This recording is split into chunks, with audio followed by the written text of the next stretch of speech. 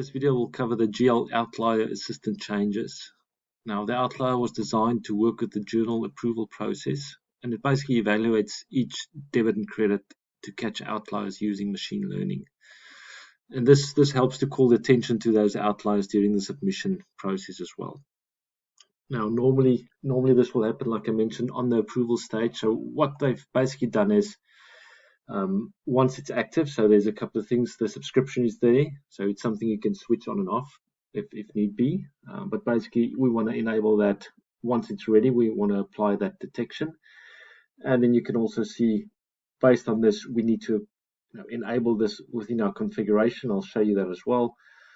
But within that, each journal that we're doing and who those approvers are. And then the additional new setting, which is the actual Outlier Assistant.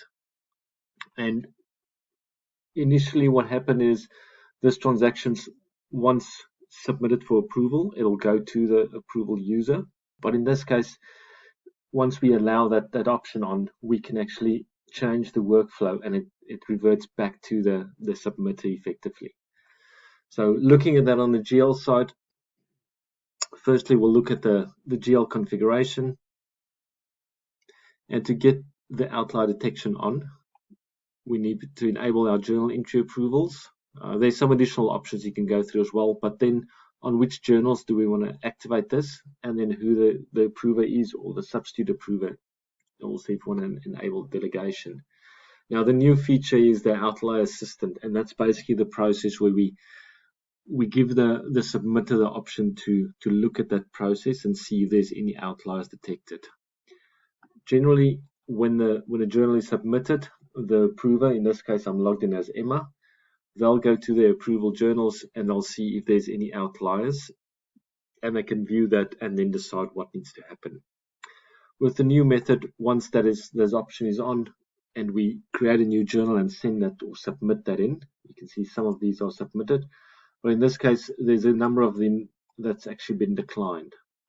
So in this case, what happens is the transaction is captured, it gets submitted as normal, but then the system declines it. And the way you see this, so within the history, you can see Chelsea in this case submitted it. It was submitted to Emma, but it was declined by the Outlier Assistant. So it's not the user that done this, it's the outlier that sort of learned this process and said, no, this document, there's something wrong with it.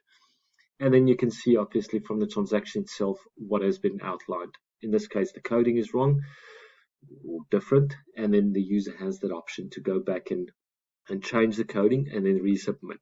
Alternatively, if it's correct, they can just submit and it'll go through for approval. Thanks for watching.